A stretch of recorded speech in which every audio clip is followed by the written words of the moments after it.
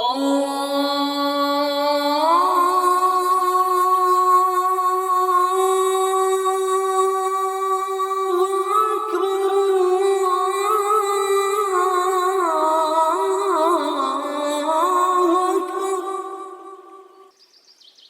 ایمان والو، جب جمعے کے دن نماز کے لیے پکارا جائے تو اللہ کے ذکر کی طرف لپکو اور خرید و فروخت چھوڑ دو، یہ تمہارے لیے بہتر ہے اگر تم سمجھو۔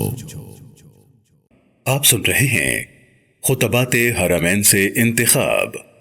خطبہ جمعہ امام مسجد الحرم فضیلت الشیخ ڈاکٹر عبداللہ بن عواد الجہنی حافظہ اللہ تعالی۔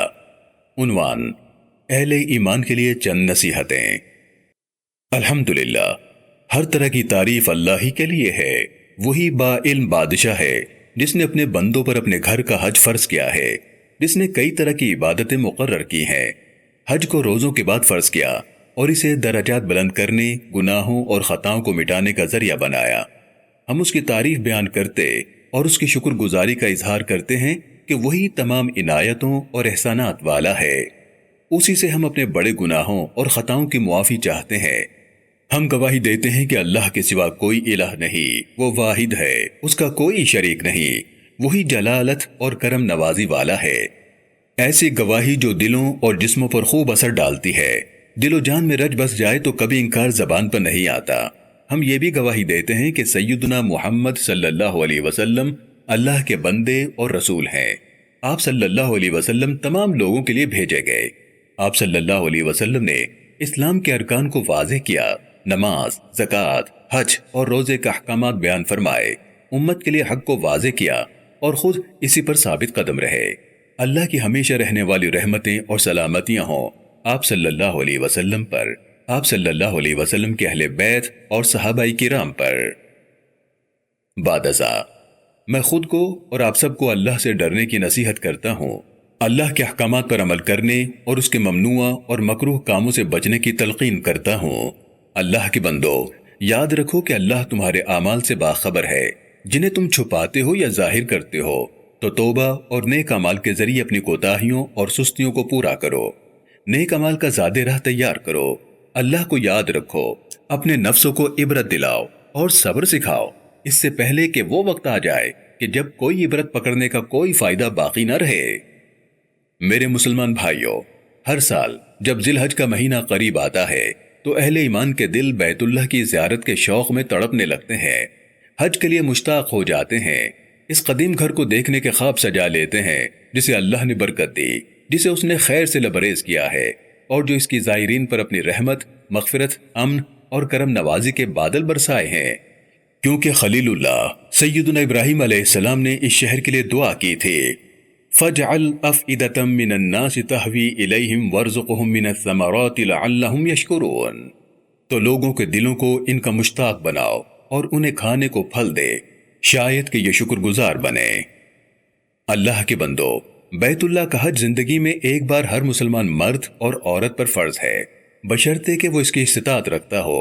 جو ہمت کے باوجود حج نہ کرے وہ نافرمان اور گنہگار ہے اور بڑے خطرے کی زد میں ہے۔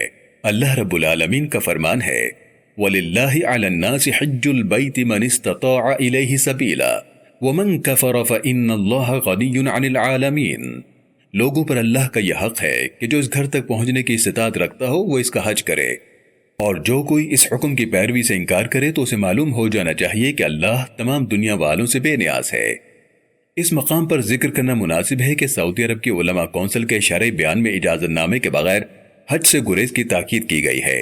یہ بیان شریعت کے عمومی اصولوں اور فقہی اصول و قواعد پر مبنی ہے کہ نقصان کو روکا جائے اور اس کے اثرات کو دور کیا جائے۔ نقصان کو روکنا فوائد کو حاصل کرنے پر مقدم ہے۔ محدود نقصان کو بڑے نقصان سے بچنے کے لیے برداشت کیا جا سکتا ہے۔ نتائج کو دیکھ کر ہی اعمال میں پیش قدمی کی جا سکتی ہے یا ان سے روکا جا سکتا ہے۔ فرمانبرداری میں حکمران کی اطاعت واجب ہے اور اس کی نافرمانی حرام ہے۔ 5 بنیادی ضروریات کی حفاظت شریعت نے یقینی بنائی ہے: جان، دین، عزت، مال اور عقل۔ انہیں نقصان پہنچانے والی یا انہیں برباد کرنے والی چیزوں سے منع کیا ہے۔ اس دور میں اجازت نامے کے بغیر حج کرنے کے نتیجے میں شدید نقصانات اور متعدد خطرات ہو سکتے ہیں۔ اے امت اسلام، حج اسلامی بھائی چارے کا عملی مظہر ہے، امت مسلمہ کی وحدت کا مظاہرہ ہے۔ مسلمان اس عبادت کو اسی طرح انجام دیتے ہیں جس طرح رسول اللہ صلی اللہ علیہ وسلم نے ادا کیا تھا۔ اس طرح اس اجتماع سے پیروی کی تاکید و نصیحت ملتی ہے، شاعر اللہ کی عظمت بھی ظاہر ہوتی ہے۔ مسلمان جب ان مقدس مقامات پر قدم رکھتا ہے تو ان واقعات کو یاد کرتا ہے جو اس سرزمین پر وقوع پذیر ہوئے، جیسا کہ سیدنا ابراہیم علیہ السلام اور ان کی زوجہ محترمہ ہاجر علیہ السلام کا واقعہ، کہ جب انہوں نے کہا تھا ہمیں آپ کس کے حوالے کر کے جا رہے ہیں، تو خلیل اللہ نے جواب دیا تھا اللہ کے حوالے۔ جواب میں سیدہ ہاجر علیہ السلام نے کہا تھا پھر اللہ ہمیں رسوا نہیں کرے گا۔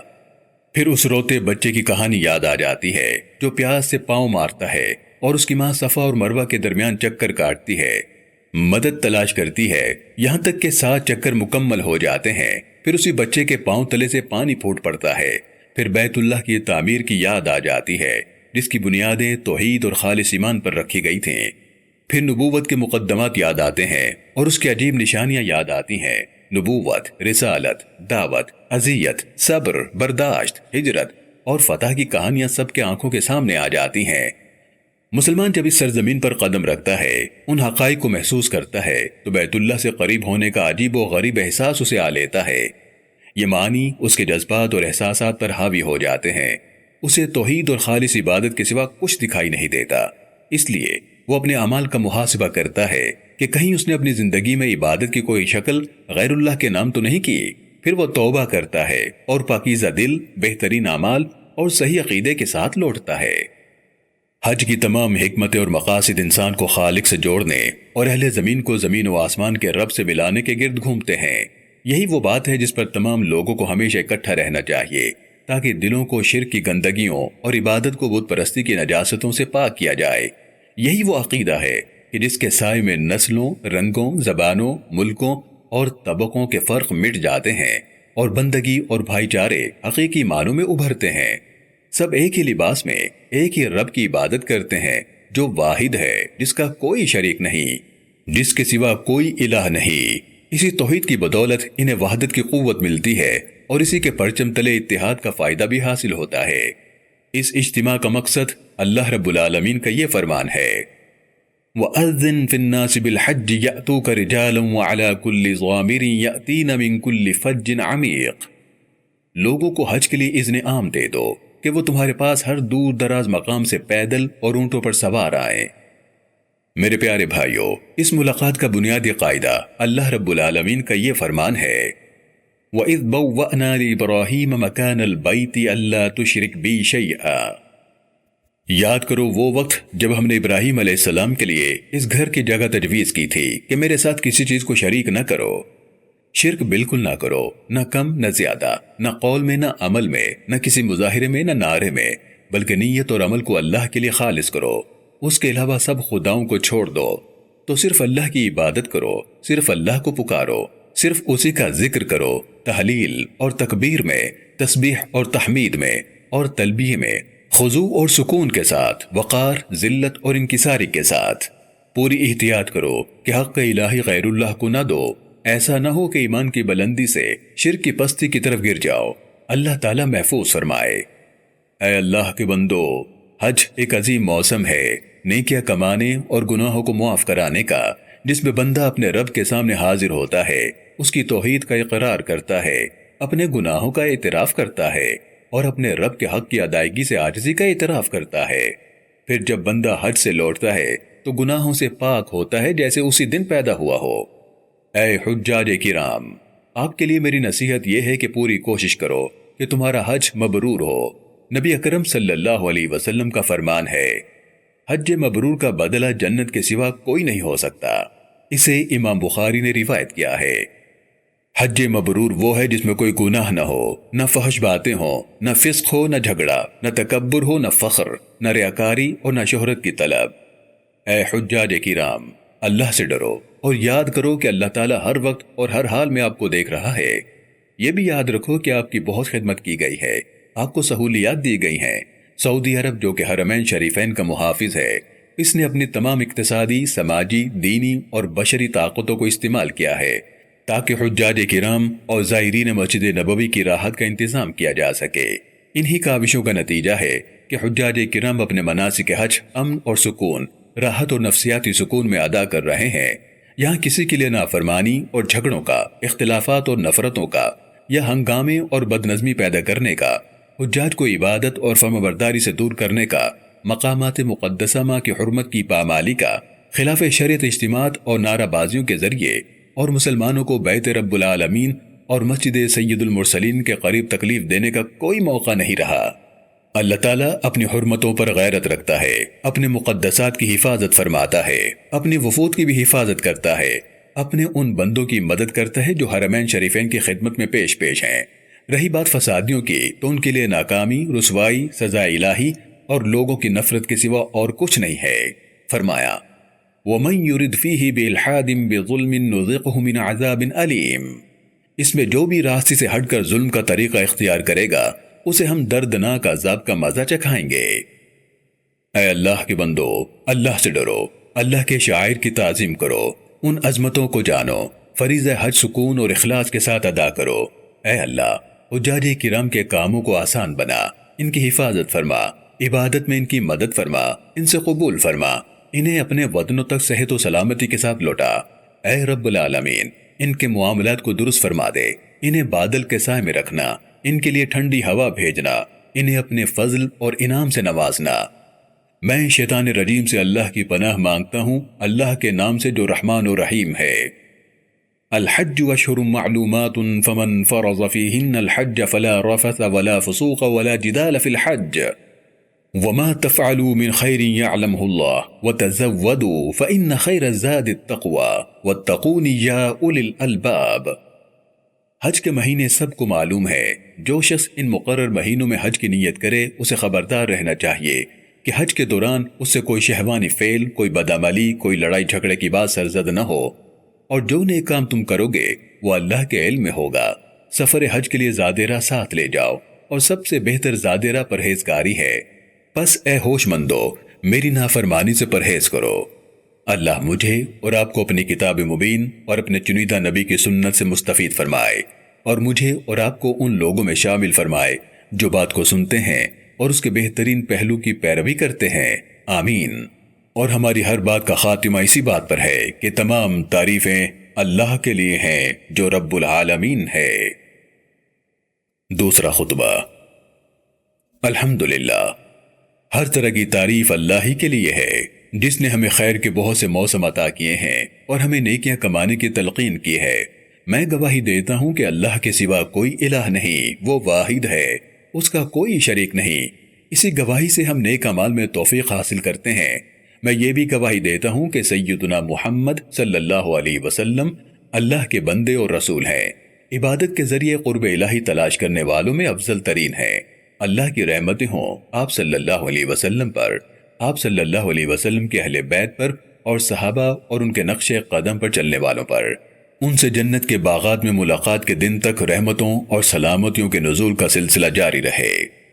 بعد ازاں میں خود کو اور آپ سب کو اللہ سے ڈرنے کی نصیحت کرتا ہوں، کیونکہ اللہ کا ڈر جس بندے کے دل میں ہوتا ہے وہ بندہ اپنا مقصد پا ہی لیتا ہے۔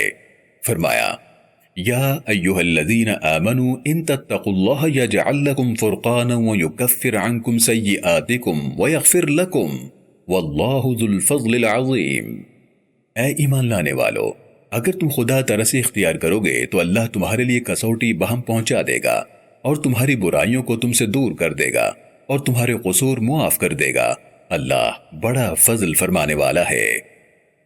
اللہ کے بندو، آپ عشرہ ذوالحجہ کے ان بابرکت دنوں کا استقبال کر رہے ہیں کہ جن کی قسم اللہ رب العالمین نے قرآن عظیم میں کھائی ہے اور جن کو اس نے اپنے کلام پاک میں عظمت والا بتایا ہے۔ فرمایا والفجر ولیال عشر، قسم ہے فجر کی اور 10 راتوں کی۔ نبی کریم صلی اللہ علیہ وسلم کا فرمان ہے، اللہ کے نزدیک ان دنوں کی نیکی سے بہتر کوئی نیکی نہیں ہے۔ صحابہ اکرام نے عرض کیا، اے اللہ کے رسول، کیا جہاد بھی نہیں ہے؟ آپ صلی اللہ علیہ وسلم نے فرمایا، نہیں، جہاد بھی نہیں، الا یہ کہ کوئی اپنی جان اور مال کے ساتھ نکلے پھر کچھ بھی نہ لے کر لوٹے۔